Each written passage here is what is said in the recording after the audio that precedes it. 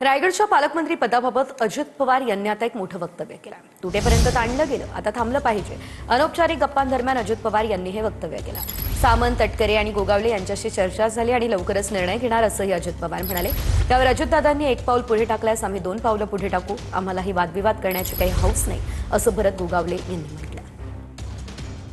दादाकडनं एक पाऊल पुढे जाताना दिसत असेल तर आमची 2 पावलं पुढे असतील हे तुम्हाला आम्ही सांगतो।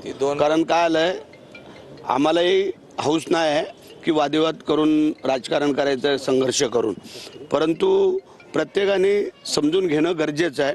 वस्तुस्थिती काय आणि परिस्थिती काय त्याच्या अनुषंगाने चालावं। चल, परंतु अशाच पद्धतीचा जगापट्टा जर पुढच्या निवडणुकीमध्ये झाला आताच तर काय तब की बात तब, जेव्हा की बात तेव्हा बघू आपण। पण जर दादाने जर विचार करत असतील तर चांगली बाब आहे। आम्हाला काय हौस नाही आहे वाद करत हे करायचं, परंतु दादानी त्यांची पण जी मंडळी आहेत त्यांनाही कल्पना द्यावी, त्यांनाही सांगावं। चुकीचं आणि खोटं नाटं जे काय व्हिडिओ दाखवण्याचं काम किंवा हे जे काय चाललेलं आहे हे पण कुठेतरी आता आम्हाला शोधणं गरजेचं वाटतंय।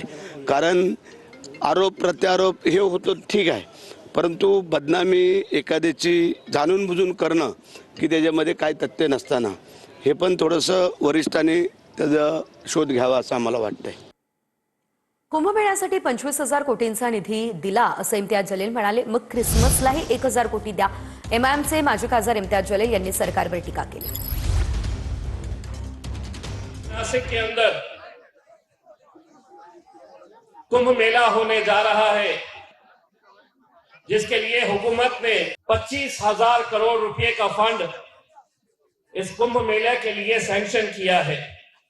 और अगर आप 25,000 करोड़ रुपए कुंभ मेला के लिए दे रहे हैं तो 25 दिसंबर को क्रिसमस का त्योहार आ रहा है, 1,000 करोड़ उन्हें भी दे दीजिएगा। दूसरे धर्म के त्योहार आ रहे हैं, उन्हें भी दे दीजिएगा।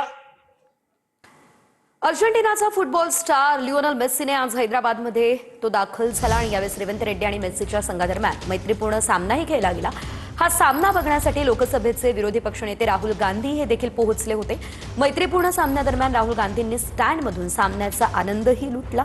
सामन्यानंतर राहुल गांधींनी लिओनल मेस्सीसोबत संवादही साधला।